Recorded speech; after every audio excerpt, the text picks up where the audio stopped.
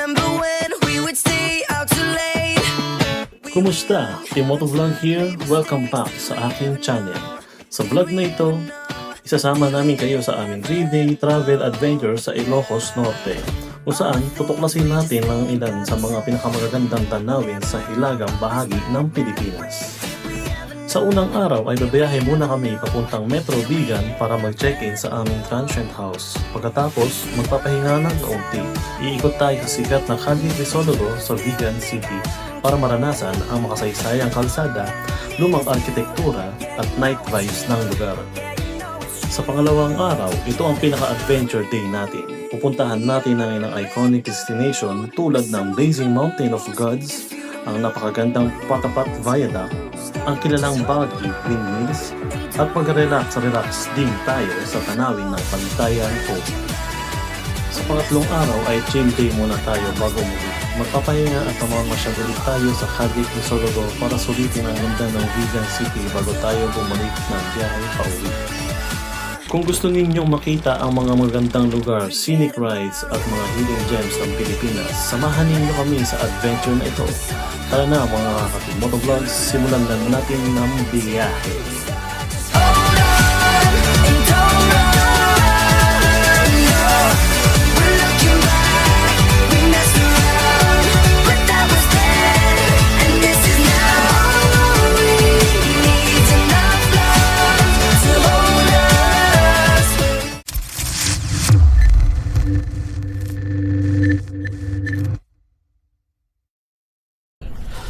What's up guys? Good evening.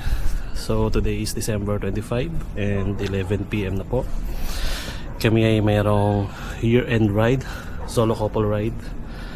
Ayan, so bit-bit natin si Iris. So ngayon ang aming target ay punta kaming Vigan, sa Metro Vigan. So first day, 3-day ride to. So first day ang target namin is makapunta muna sa aming transient sa Vigan, sa Metro Vigan. So after nun, doon na kami muna magpapahinga. Then kinabukasan ang target namin is aakyat kami ng Sorsogon Highway or yung tinatawag na Blazing Mountain of Gods. Then after nun, so may Baguio ba yun? Windmills and yung isang may rock formation doon. And tatahakin namin yung Patapat Viaduct sa isang buong araw na yun. So sa third day, more on pahinga na lang kami para or bibisita muna kami ulit sa Calle Crisostomo, then pahinga para makauwi. So ngayon ride out na namin is 11 PM. Estimated naming time of arrival is mga 9 hours pa. So most likely mga 10 AM or 11 baka nasa Vigan na kami or Ilocos. So prep na kami. Ngayon punta muna kami sa gasoline station, then kakape muna sa Dunkin, then ride out. Lord, please guide our trip. Sana gabayan nyo kami sa aming paglalakbay. So prepare na kami, ride out. See you sa next stop.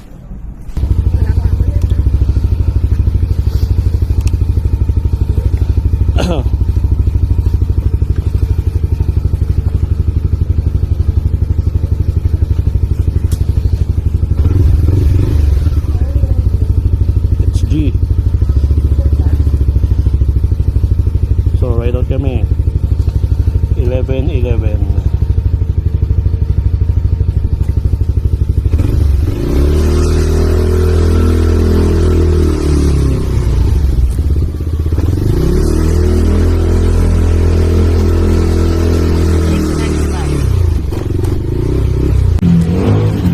Okay guys, tapos namin magkape sa Dunkin. So diretso na kami ngayon. Pakpak na kami sa siguro Valenzuela din Tarlac. Sa Tarlac na kami magpapahinga ngayon. Kaya gabi ang inano namin kasi hindi para di kami makapagsapay sa mga rush hour traffic. So from Morimuno Boulevard ngayon, daan kami ng Pasay, Baclaran. So magbubukas na ako ng maps kapag nasa na kami road. Then hindi ko kabisado ron eh.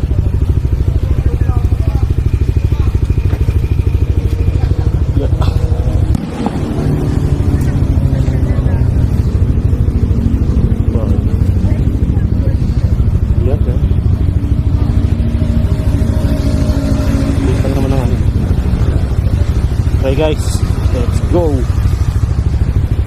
So hindi kami na nakapag-gas. Out of service na ang jetty. Hanap mo na ng gas station.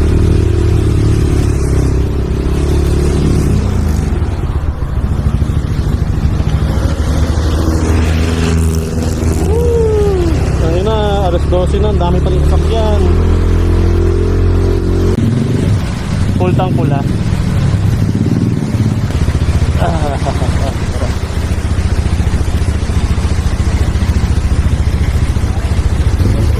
So tuloy na ating bakbakan.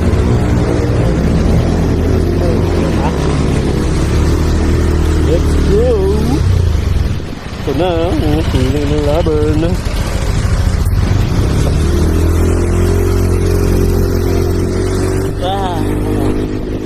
Walang perang gala. Ay shit. First full tank natin 120. So 20 AM na 11:59 at nasa sa bote na tayo. Sa bote pang Orto Las Piñas, Pampanga. O diba? Okay guys, quick stop lang. Time check lang tayo. 1:41. Nasa Pampanga na tayo. Stretching ka muna. 1:48. Sabi nga,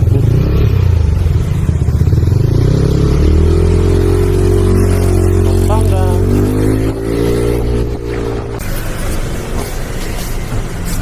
Boss, may share ba dito? Isa lang po yung nakabukas sir. Gusto ko ba yun? Ayun, din. Full tank 95. Okay po kasi yung card na.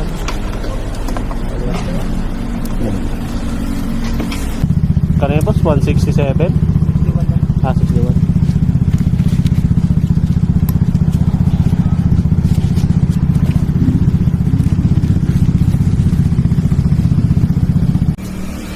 Okay, stop over kami. Hindi ko lang saan banda to. Sa may MacArthur Highway. Lagpas namin ng Tarlac eh. Papunta na, malapit namin sa Panicky. So, time check. Ayan. 3:37. Mag-almusal lang muna kami at magkape para magkalaman ng sikmura at malakas. So, 270 kilometers na lang ang aming babiyahin. So, may 5 hours estimated na kami. Time of arrival. 9 to 10 AM siguro nandun na kami sa Metro Villa. So ito lang, quick update. Malapit kami sa Panicky. So malapit na pala sa La Union.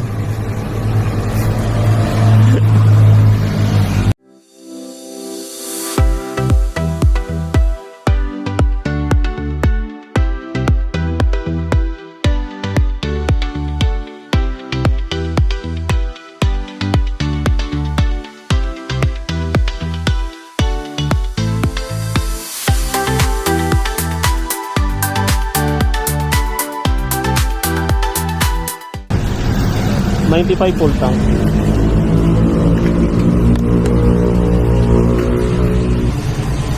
$260.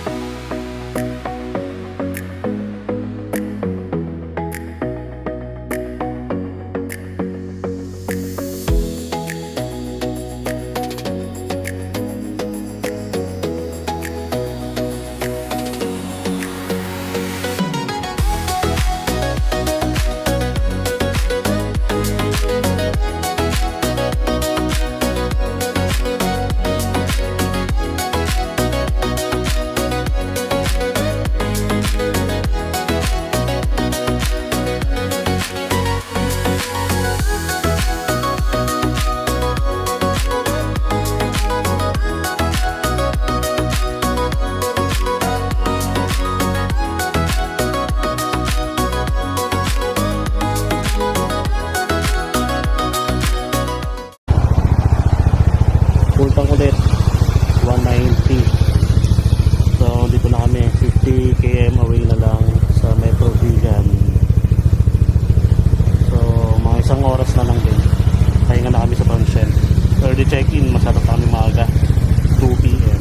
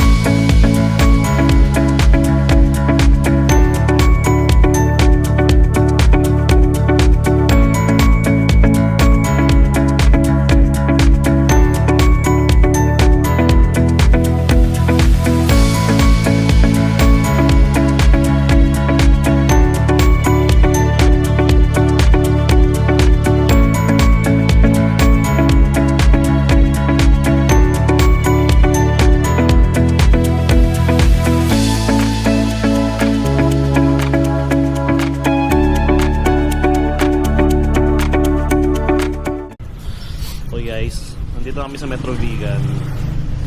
So pagkadating namin ay natulog agad kami. So dumating kami dito ng mga 11 pa. 11 AM. So nag-early check-in na kami. So dahil sa pagod at antok na natulog na agad kami. So ngayon lalakad kami papuntang Vigan. Alright? May malayo ang Vigan. Saan ang Vigan? Walk trip kami ngayon guys. Team Vigan Art. Hey! Dito tayo.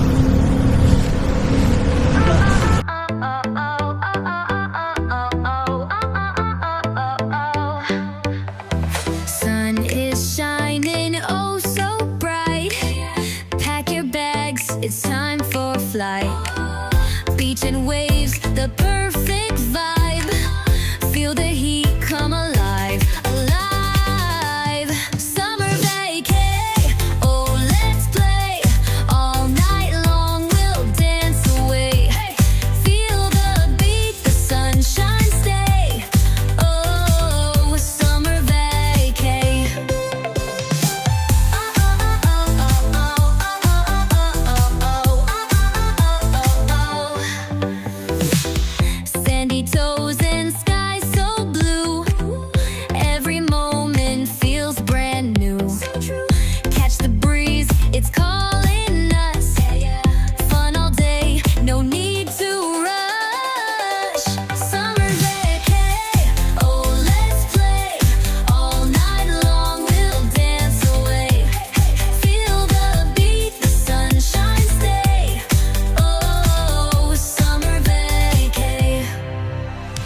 Flip-flops on, feel the heat.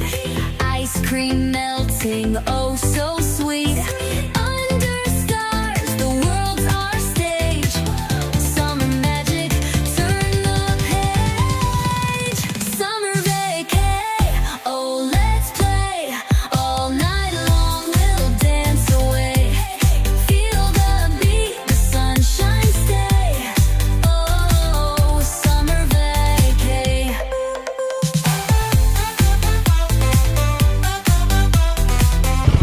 Okay, 5 AM, second day namin, 5:43, Ilocos Norte. Paket po kami ng Solsona sa may Daily Mountain of God. So, punta muna tayo sa service desk sa town hall para mag-register.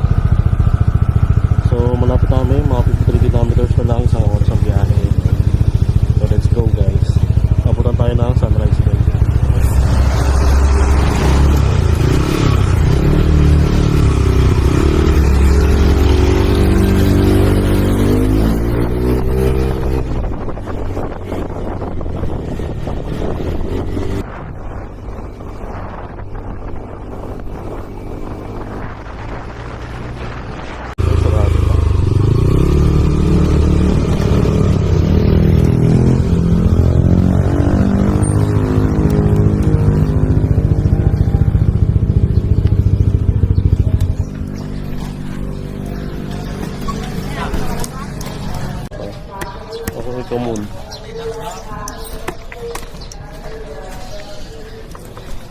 Good morning po. Magpaparegister po ba dito? Yes. Sige. Bali dalawa po.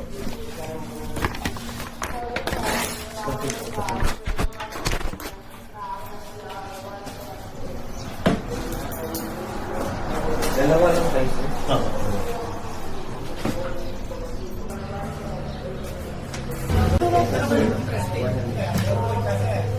Kasi kaya lang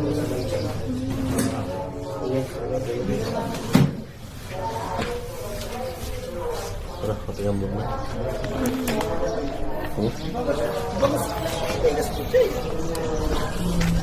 Hey.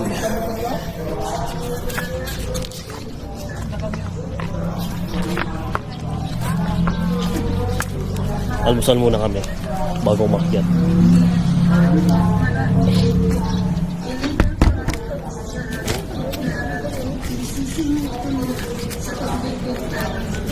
Ano napansin?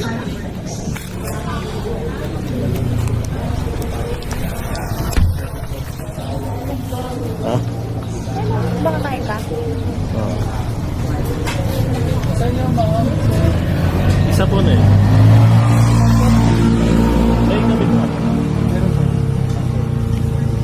Ano po meron kami? Ano po yun? Brown o black? 3 and 1.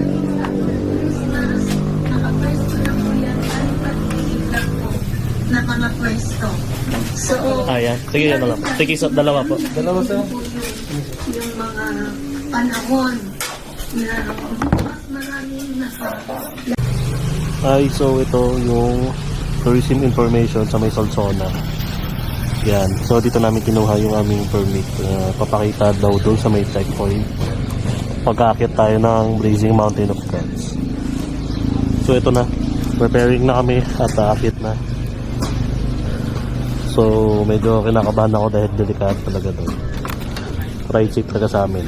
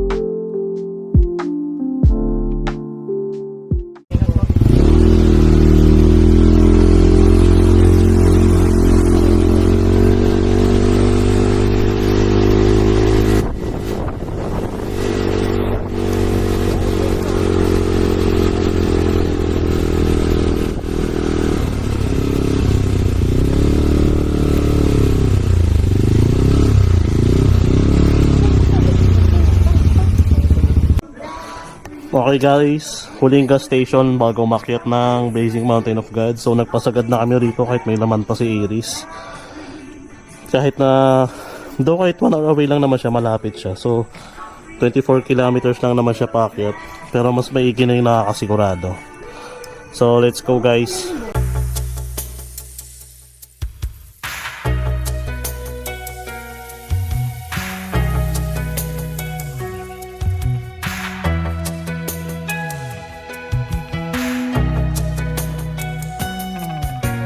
There was a time some time ago when every sunrise meant a sunny day.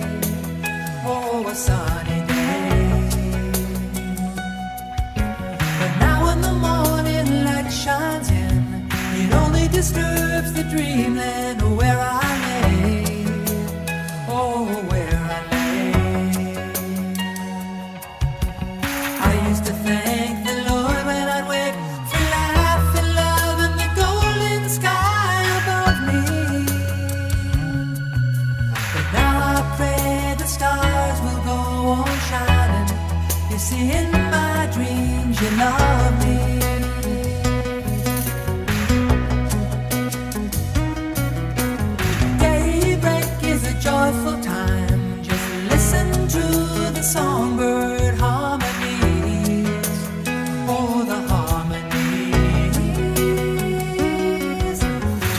wish the dawn would never come. I wish there was silence in the trees. Oh, the trees. If only I could stay asleep, at least I could pretend you're thinking of me. 'Cause nighttime is the one time I am happy. You see, in my dreams, we climb and climb, and at the top we fly. Let the world go on below us. We are lost in time, and I don't know really what it means. All I know is that you love me in my dreams.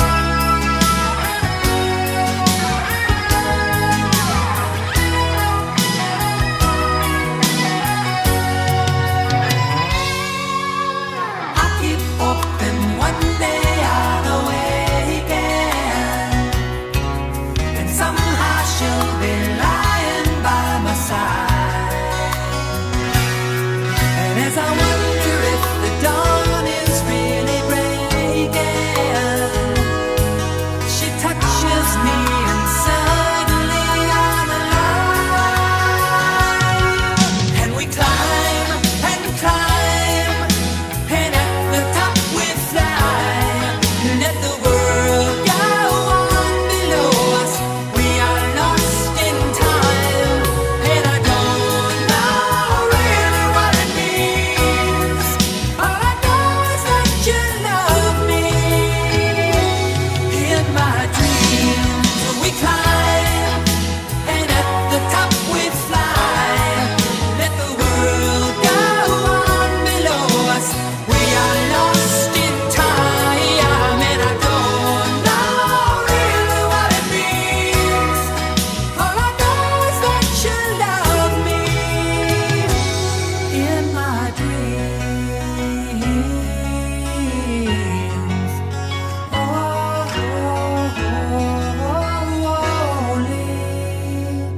in my dreams.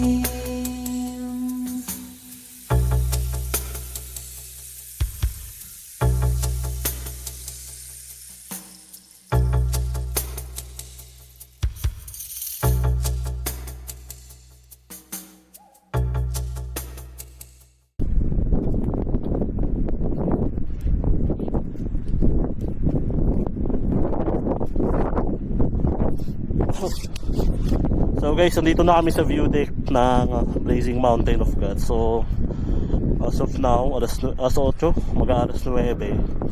Ang kapal pa rin ang hamog. Though mainit yung panahon eh. Dito lang sa part na to talagang mahamog. So nandito waiting lang kami kung saan kami sumilip. Kasi minsan lang to eh. Kaya antay kami hanggang alas 9 o 9:30 kasi akit kami ng Pagudpod. Papunta kami ng Patapat Viaduct. So waiting game kami. Oh guys, kahit hindi kami nakapunta sa view dito ng Blazing Mountain Gods, napakaganda pa rin ng tanawin. Panalong-panalo kahit di man namin nakita tayo sa kapal ng hamog. Ayun o, tirik yung araw, pero napakapal ng hamog. May kasamang ulan. So nagkapoting kami dahil basang-basa kami niyan. So dito pa lang okay na kami, panalo na. Hindi namin kaya magtagal ngayon kasi kailangan pa namin, may mga iba pa kaming kailangan puntahan eh. So sayang. One time lang kami nakapunta dito, so bali next time na lang siguro, sana pala rin makita. So akit na kami ngayon sa Pagudpod para pumunta naman ng Patapat Viaduct. So see you guys, napaka-stunning talaga ng view dito, napakaganda.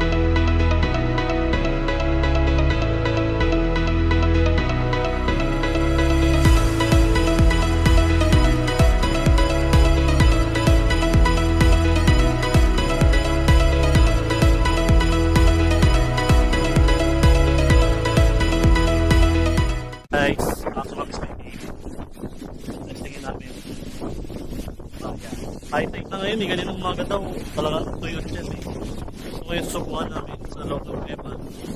Mag-picture na saglit and naripas na. Para mabilisan na.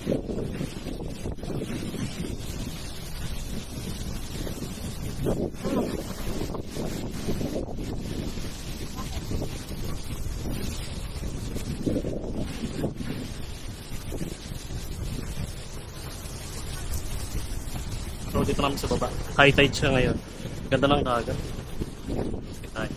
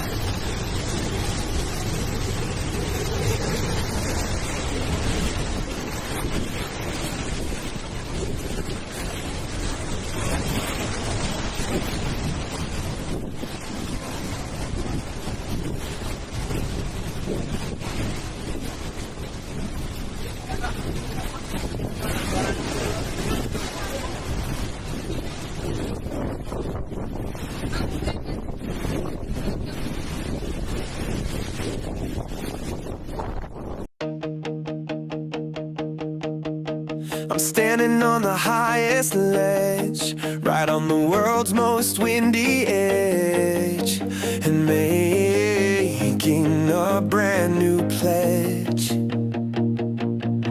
to never live my life in fear, to make my purpose crystal clear. The reason that I'm standing here, my heart is beating like a drum for all the things that are to come. I take a breath and make the leap, a promise I will always keep. This is the adventure of a lifetime, a moment that is so sublime. I'm in my own true happy prime, committing a most perfect crime. The adventure of a lifetime, I'm ringing my own victory chime. The adventure. Hi guys, check out time. So dito ba sa Viale Parioli sa may Metro Vegan. So maganda ang accommodation nila dito. Yan. Ayan, naka-split type. Pero kami sariling CR. So yan. Ito ka nila. Second floor. Ganda.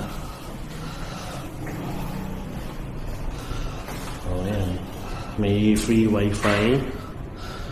So, yan.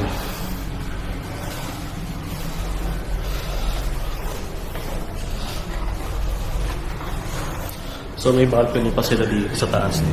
Ayan. Maganda rin dito. So anong pag maliwanag, maarang, hindi ka makatambay ng ano. Siguro mga hapon maganda. Yan o. Park. Ayan. So kita mo dito. Kaya dito napili ko kasi along the road na siya. Pag aakyat ka ng Ilocos Norte, hindi na mahirapan lumabas. So very accessible din naman siya sa lahat ng mga pilihan. Kompleto.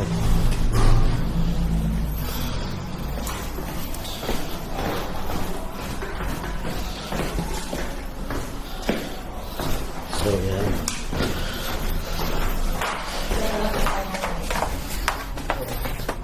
Dito nakapark si Iris. Oh. Yan. Ito kanya ng Pilipino.